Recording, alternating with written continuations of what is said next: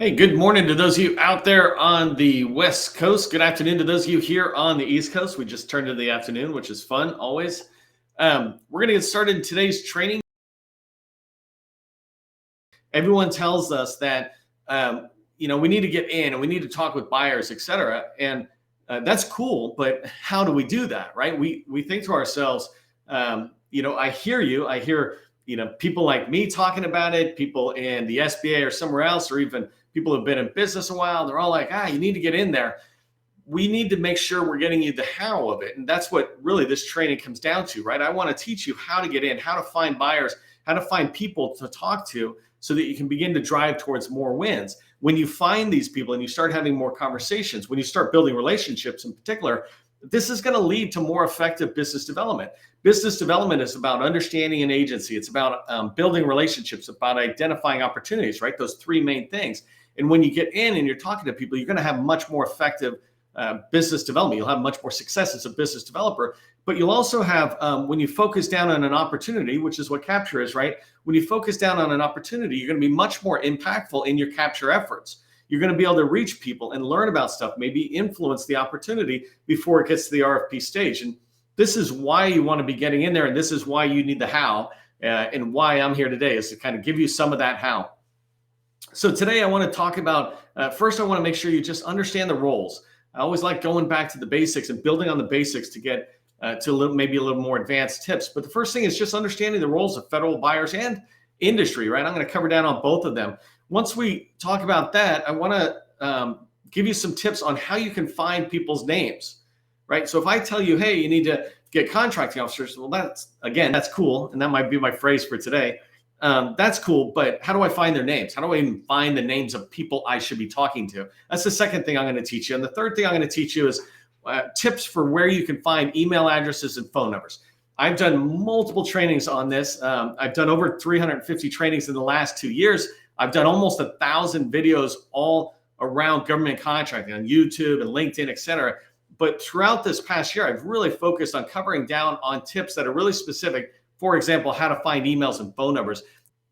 If you don't know who I am, my name is Neil McDonald. I'm the president of the GovCon Chamber of Commerce, and I want to welcome you to my federal sales training where I provide tips for success in the federal market. I spent 20 years in the federal market as a small business owner, and since 2018, I've been teaching people like you that government contracting is not a secret. It's just a process. When we follow a process A to Z, we're going to have repeatable, predictable results, and that's what I want for you. That's why I do this training. Here you can see on my screen, I lay out the 7-step process for federal revenue success. It begins with research, targeting, and outreach, which are the paths to those relationships I said you need to build. And once you have the relationships, you're on what I call a wheel of success, because the relationships, strategic ones, will lead to hearing about opportunities and being able to shape opportunities that you can then write winning proposals and start having sales come in that you're looking for, contract awards, right? And once you're on that wheel, you're not going to come off. That's what I want to try to get you started with today, right? Okay, so we're going to dive into the training, the meat of the training. And I want to begin with when you think about trying to meet federal buyers, you need to understand the roles that each of them fill. And it's by this guy named Neil Rackman, and it's called Major Account Sales. Major Account Sales Strategy is the name of the title. The author is Neil Rackman. But in there, it's the first time I ever heard of this way of looking at our customers in 3 different ways. We can look at them as a focus of receptivity, which means that they're receptive to us and to help us learn about their organization, whether it's their agency or if they're a teaming partner, learning about their company, et cetera. But they don't really have a problem we can solve, and they don't really have any power to, award us a contract. But they're receptive. They want to help us succeed. And they think that we can also help them. So in an agency, we can help them with their mission. So the first group is focuses of receptivity. And some examples of those are small business professionals, small business specialists. In the military, it might be called, deputy small business program office, something like that, right? It might be the OSDBU. It might be the PCR or the procurement center representative from the SBA. Inside the SBA, there's a district office, regional offices, and in there you can find all sorts of great people who are committed to the success of small businesses and can be advocates or receptive people to be able to help you navigate the agencies. So like business opportunity specialists, deputy or district directors, these are great people to reach out to as well. And somebody else I put in here just as an example, and I'm going to go through these different categories, but your LinkedIn connections, I just told you engage, right? This morning, before I came onto this training, one of my connections just said they got a new job, and their new job is director of contract activity, responsible for, I think they said 1,000 contract officers. I'm like, that's a good connection for me to have, because I don't sell to them anything, but I do want to go to them and get their information and bring it to you, right? And so having these network connections are great focuses of receptivity. I might reach out to a person like that and say, hey, can you help me navigate your organization? Could you introduce me to somebody? They're not going to buy anything from me, and they don't have any particular dissatisfaction I can solve, but they're willing to help. And so you want to begin to make sure you're building this relationship through your network connections, in particular on LinkedIn. And then small business owners, I put them down as focuses of receptivity as well, because small business owners are this path into a huge chunk of money, right? I can't remember what it is, but like $125 billion is awarded to small businesses as prime contractors. And I talk about that's a revenue stream you want to go in. So a focus of receptivity might be small business owners who are, doing 5 million to 40 million. Being able to talk to them, they're going to remember what it was like to be a small business. They're going to remember what it was like to struggle to go forward. Hey, come on in. I'll introduce you to people on my team. I just reached out earlier this week to make an introduction, and I reached out to a small business owner just like that, is doing about 40 million, saying, hey, can I make this introduction? They're like, absolutely. I'm not actually in the day-to-day, but I'm going to introduce you to the VP of growth or something, right? And so those kind of people are focuses of receptivity. They'll just help you move forward a little bit. So Neil Rackman describes the first group of people, or the first role, as focuses of receptivity. The second group are the ones who have the challenge, the problem, the need, the goals. These are called the focus of dissatisfaction, right? And it kind of makes sense. They're dissatisfied. They're dissatisfied with the current situation. Either there's challenges and there's problems they want to fix, or there's just things they don't have that they want to move forward, right? I'm a focus of dissatisfaction on a humongous sailboat. I only have a smaller sailboat. I want a humongous sailboat, right? I'm a focus of dissatisfaction because I'm a motivated person to try to get that. And so in the federal market, you can think about the program office as a classic focus of dissatisfaction, right? Whatever you sell, whoever you would be working with if you landed a contract, that's the focus of dissatisfaction. And so this program office is usually the one you want to be talking to. Another person or group within the government, and I don't want to go too far into this because we end at 12:30 every day, but you have a program office who's the primary focus of dissatisfaction. They're the primary need, but sometimes you really got to keep in mind that if you're looking at an IT department as an example, or even looking at the HR department, they have their own customers. And so those other customers of theirs are also focuses of dissatisfaction. Quick example is if you think about Microsoft SharePoint, which the Navy, for example, is rolling everybody out onto, the IT department has a focus of focuses of dissatisfaction because they want to make sure it's all running really smoothly. But the business lines, the business units, the people doing the missions, they use that tool that the IT department is offering. And so they have their own level of dissatisfaction. In sales, we also want to be reaching out to them. So keep that in mind. Don't just go to the people who would manage your project, but who would be the user or the beneficiary of the projects you're bringing in. Another group of people within the focus of dissatisfaction as it relates to small or large businesses are proposal managers. So if we go out to teammates for a second, and you're looking for focuses of dissatisfaction within teaming partners to build relationships with, then you can be looking at proposal managers who want to have good teams that can really cover down on all the task areas, et cetera. So when you meet these proposal managers, they're going to be able to really help you understand what the challenges are they're facing. And the last one is business developers and capture managers. And the reason I put them in dissatisfaction is because they're dissatisfied with the size or the makeup of their team to go after an opportunity. BD and capture managers want to win opportunities. So if they don't feel like they got the strongest team, if they don't feel like they have put together a good team that's going to win, then they're in that kind of dissatisfied state of wanting to build it up. Or, maybe they don't even know they're not fully filled up, and you want to get in and talk with them and let them know that, hey, we can make your team so much stronger because we bring in this experience, et cetera. So these people, I call them focuses of dissatisfaction, because when you talk to them, they're not really happy with where they're at and they want to go somewhere else. They're either not happy because there's a problem or because they have something they want and they don't have it at the moment. So you got focuses of receptivity, focuses of dissatisfaction, and the last group is focuses of power. And these are the money people. When you understand this, you treat all three of these groups differently. Your meetings will be different. When you prepare a call plan, an agenda for a sales meeting, when you prepare that call plan, it'll be different. It'll be different questions. And so focus is a power. In here, we're talking about acquisition needs. And so classic examples of people in this role are the folks who are in the contractor or acquisition shop. In the government space and in the industry, it's business developers and capture managers. And again, for these people, they can make a decision right then and there on whether you're going to be on their team. If you look at large businesses, it's the decisions made by business developers and capture managers to say, hey, I want you on our team, right? You got leadership who's got to approve it, but really those are your focuses of dissatisfaction. They'll drive the most influence to you making a sale of getting yourself on a team.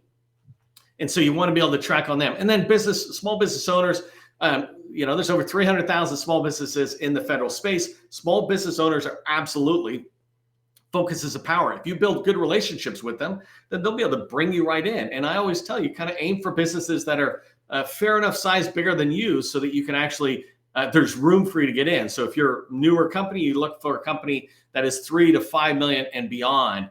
Then the small business owner has a need, plus they have the ability to just go, oh, you're in.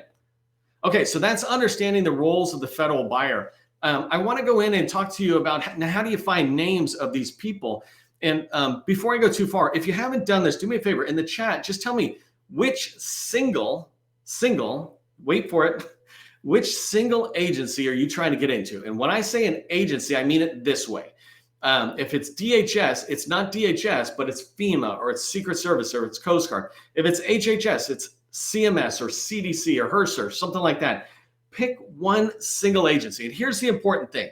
If you pick one single agency, I will take the time to remember that or try to remember that. If you say a department or multiple departments, I will not remember it because I will see that you're trying to go everywhere. And I have people who are looking for people like you, but they're not looking for somebody who's going everywhere. They're looking for somebody who's also going into CDC. I just put together these two companies and they're both going into CMS, for example, right? They both want to go in there. They're like, this is awesome. Let's drive in there.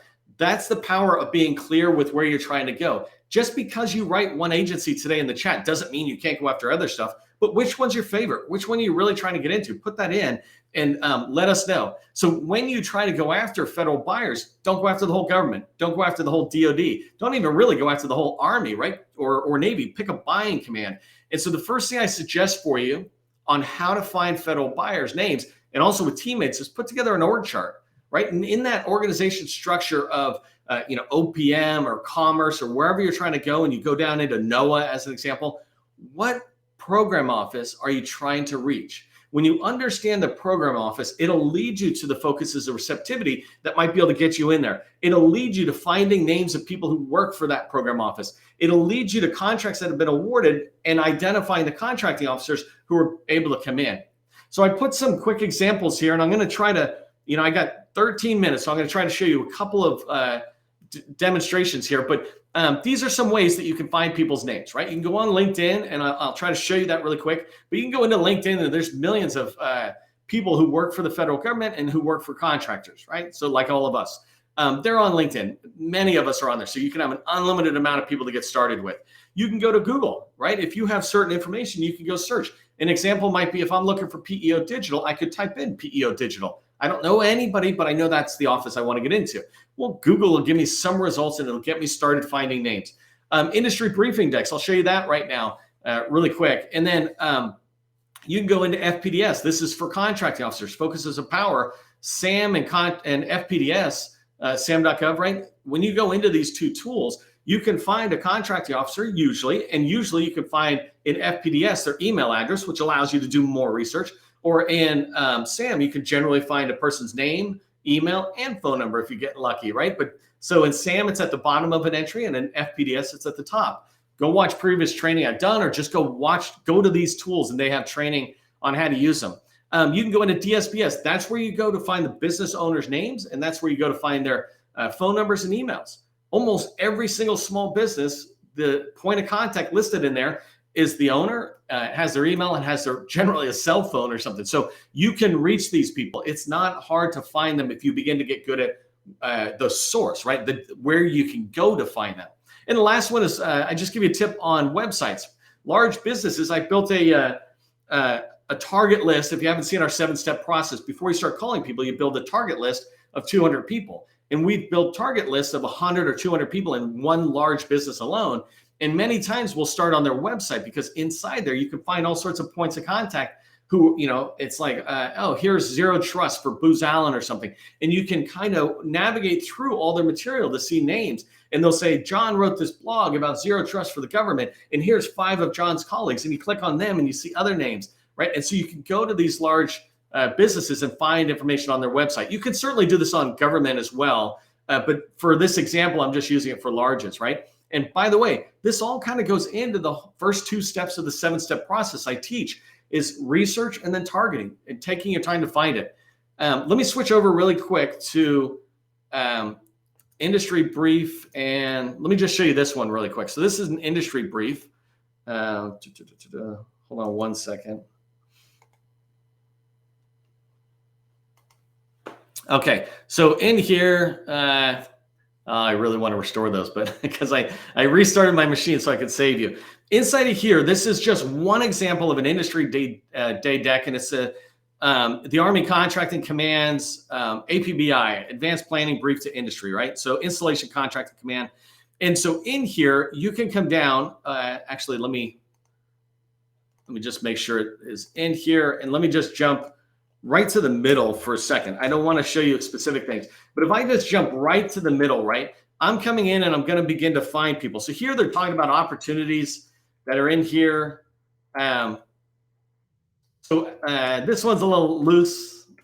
Let me back up. So I'm not finding the ones I wanted, which is it sucks because I restarted that, but I'll just have to come back to that. I've done whole training. Somebody put it in there on Industry Day, but every day I'm sharing on LinkedIn information that you can find out there on it. But let's use another example of how you find it, right? If I come over here and say PEO Digital,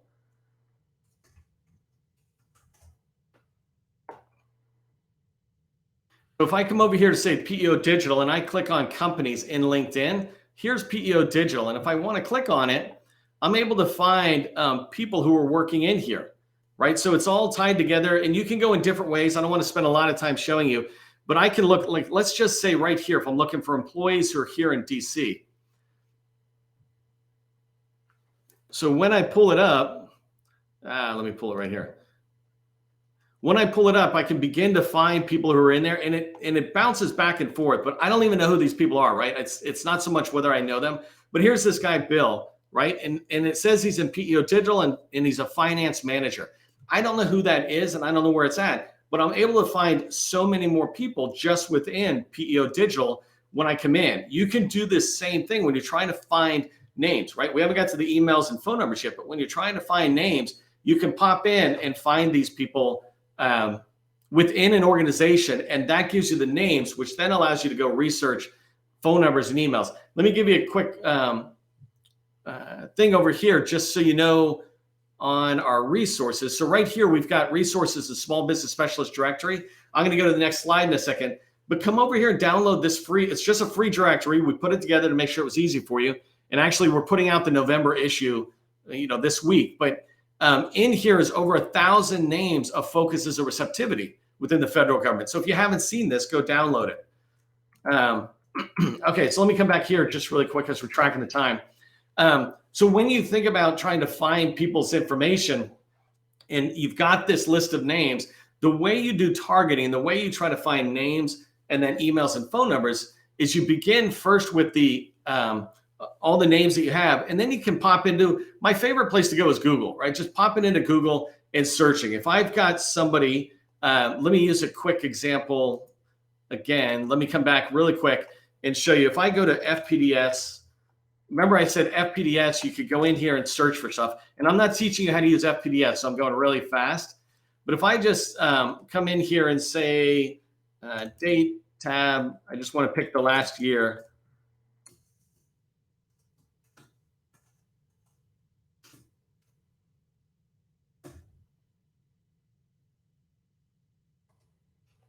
So if I just pick one of these opportunities, I'm going to sort it by this. So all I've done is found some opportunities. I just wanted to be able to find it. What I'm trying to show you is how I find names. So if I come in here and I click on the view, I can see this is a great example because here, this person's name is hidden. And I'm about to show you the hardest one. Generally, I get a first and last name and an email, right? Or an email address, which makes it really easy. But this person, it's harder. So I don't know who they actually are. I'm going to take them and go over to Google here. And first thing I do is just type that in. And then the next thing I'm going to do is I'm going to get rid of, I know I want to get rid of HHS. And let me try that one really quick. And I'm just going to put it like this. As soon as I find it, I'll let you know, like, as you look at it. So this stuff is not actually working out. I'm going to try one more.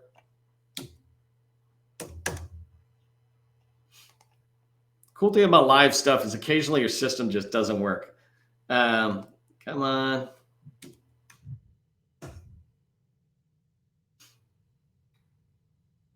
Usually my system's working so much more. So if I come down here and look at contracting officer at HHS, right? Here's an example of somebody who's in here, and I can begin to find it. This one here, I think actually HireGov, you probably need a subscription to, right? So, but I don't know if you noticed, right when I clicked on it, the name and number comes up. These people aren't that hard to find when you come in and you start looking for opportunities. So if I back up and I choose one more just to demonstrate, if I take, so that was HHS, that's Department of Energy. Right here, I'm going to click on an opportunity. I just want to find it. So here's two people, right? If you can see in the top, right there, I've got Shannon Adams and Maria. So if I look at Shannon, just to take that, and I bring Shannon over into Google, and I say DOE, Shannon Adams, so that's business development and training. Actually, I don't see her pop up right away. So let me do one more way and show you. It's funny when you do live trainings, you feel this need to apologize for the internet speed, but you know, I don't control the internet. Okay, so if I come in here, I'm able to begin to see that this is with the National Nuclear Administration. I'm still looking for Shannon though. So here's Shannon admin in there. It's not showing. So sometimes it gets just harder and you got to work on it. But you start diving in, and I don't want to use all my time, but here I start getting emails, but I'm looking for the phone number is what I was looking for. And it's not really popping up. Gus, maybe you find that for me, but you can go into Google. I use this all the time. And we can point you to other training, but I can use FPDS just like I showed you. When I use FPDS, I found Shannon and the other lady, the other person, and they're both in the contracting shop. I can do the same thing on SAM. If you haven't done this, right, you can go into any opportunity within SAM that you wish you could win or you could get in. Remember, I said, find a program office, then find the contracting people related to that program office, you know, that tend to support it the most. And then if you go into SAM, you can build this list, this target list of names, emails, and phone numbers by going into number 3, SAM. Another way to get points of contact, both government, but mostly industry, is going to industry days or events that are held by the government in particular. And there's this list of who attended. And it's often awesome. You can get in, and sometimes they'll give you just the names and the organization. Other times they'll give you the email and the phone number. And this is a great way to build it up. I show this a lot on my training about how you can go into them.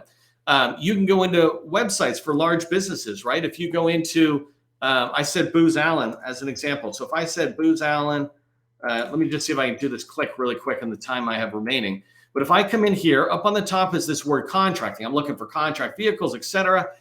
So I can come down here, and so right here, I'm looking at GSA schedules, GWACs, etc. And so if I click on this agency MAC, and let's see if this will work for me. Some of these are expired, etc., but it doesn't really matter. If I click on this show details for Eagle, generally when you come down, you can find points of contact. Here's the teaming partners, but what I'm really looking for is right here. So I just went to Booz Allen's site. I'm able to find the information about them. You can see that the contract expired a while ago, but here's people. When you're looking for information, you can find this, especially for largest, on their website and in agencies. I can go to agencies, and some agencies have entire directories, which is awesome. And then the last place I already mentioned was DSBS. If you go into DSBS, you will find the owner, the point of contact, et cetera. I know I'm rushing here, but I want to give you one last tip. Go to contract vehicle holder lists. These lists of everybody who's on Stars 3 or everybody who's on Seaport Next Gen or whatever. When you find those contract vehicles that are in the agency you're trying to go, you can find the contract holders and points of contact in there. It leads you towards people by giving you a name, a number, and an email in there. So here's what I want you to remember. When you're trying to reach out and to find people and get in, just be patient, right? It was a little, embarrassing for me that some of the things I was trying to show you live, it just wasn't working, and I didn't leave myself enough time, but that's fine. But if I was patient, I would have found those names, and that's persistence goes right with that. And when you're reaching out and you're starting to build those relationships, remember, just be professional about it. For all of us, just remember, government contracting, it's not a secret, it's just a process. Part of the process is ending on time. I'm done. I will see you in the next training.